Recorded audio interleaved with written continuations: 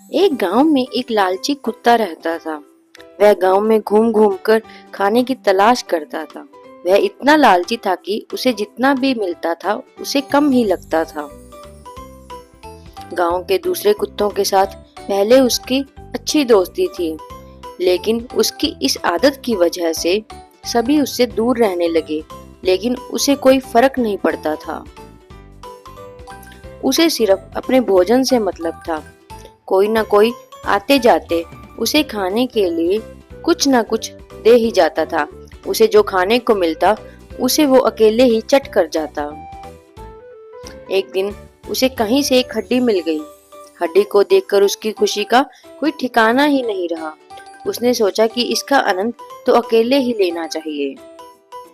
यह सोचकर वो गांव से जंगल की ओर जाने लगा।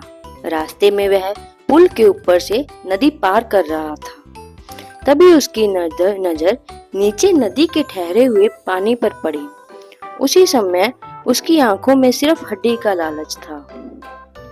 उसे यह भी नहीं पता चला कि नदी के पानी में उसका ही चेहरा नजर आ रहा है।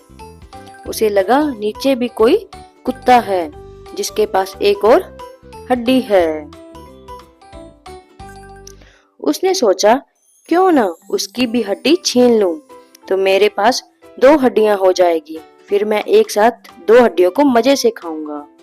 ऐसा सोचकर वह जैसे ही पानी में कुत्ते को देखकर भौंका, उसके मुंह से हड्डी सीधा नदी में जा गिरी।